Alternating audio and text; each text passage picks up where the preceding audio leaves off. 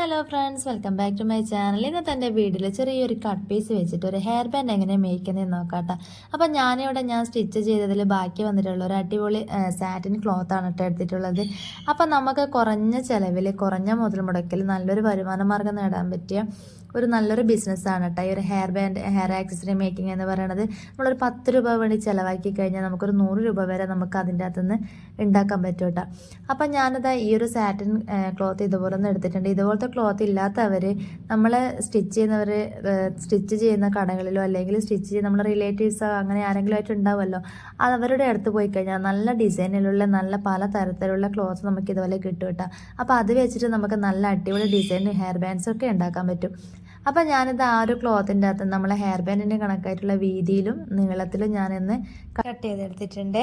അതിനുശേഷം നമ്മൾ ആ ഒരു പീസ് രണ്ടായിട്ട് ഫോൾഡ് ചെയ്യുക. അതായത് നല്ല വശം ഉള്ളിൽ വരുന്ന രീതിയിൽ ഇതുപോലെ ഒന്ന് രണ്ടായി ഫോൾഡ് ചെയ്തതിനു ശേഷം അതിന് അരികുവശത്തോടെ ഒന്ന് സ്റ്റിച്ച് ചെയ്ത് കൊടുക്കുക. സ്റ്റിച്ച് ചെയ്യാൻ അറിയാത്തവർ സാധാരണ നോർമൽ തുന്നി ചെയ്താലും മതി കേട്ടോ. അതിനുശേഷം ആ ഒരു അറ്റത്തുനിന്ന് സേഫ്റ്റി പിൻ വെച്ചെടുത്തിട്ട് നമ്മൾ ആ ഉള്ളിലുള്ള ഭാഗം ഒന്ന് പുറത്തേക്ക് വലിച്ചെടുക്കുക. അതിനുശേഷം നമ്മൾ ഹെയർ ബാൻഡ് ഇതുപോലെ ഒന്ന് കവർ ചെയ്തെടുക്കുക കേട്ടോ.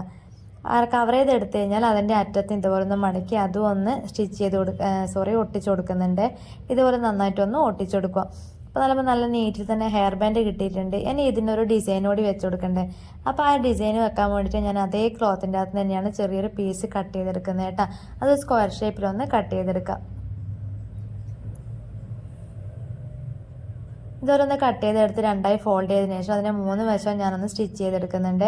ആ സ്റ്റിച്ച് ചെയ്തെടുത്തതിന് ശേഷം ചെറിയൊരു കട്ട് സെൻറ്ററിൽ കൊടുത്തിട്ട് അതിൻ്റെ ഉൾവശം ഇതുപോലെ ഒന്ന് പുറത്തേക്ക് വലിച്ചെടുക്കുന്നുണ്ട് കേട്ടോ.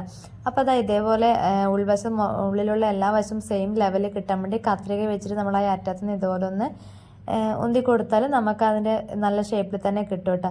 അതിനുശേഷം ഞാൻ ഇതേപോലെ ഒന്ന് ഫോൾഡ് ചെയ്തിട്ട് സെൻറ്ററിൽ ഞാൻ ഇതൊന്ന് തുന്നി കൊടുത്തിട്ട് ജസ്റ്റ് അതൊന്ന് കെട്ടിട്ട് കൊടുക്കാം.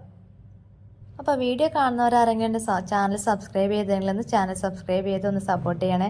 കൂട്ടത്തിലൊന്ന് വീഡിയോ ഒന്ന് ലൈക്കും ചെയ്തൊന്ന് ഷെയർ ചെയ്യണം കേട്ടോ. അപ്പോൾ വളരെ എളുപ്പത്തിൽ ഈസി ആയിട്ട് ചെയ്യാൻ പറ്റുന്ന ഒരു അടിപൊളി ഹെയർ ബാൻഡ് ഡിസൈനിങ് ആണ് കേട്ടോ ഇത്. അതിനുശേഷം ഇതൊരു ചെറിയൊരു സെൻറ്ററിൽ ഇതേപോലെ ഒരു ചെറിയൊരു ഡിസൈനോട് വെച്ചെടുക്കേണ്ടതുണ്ട്.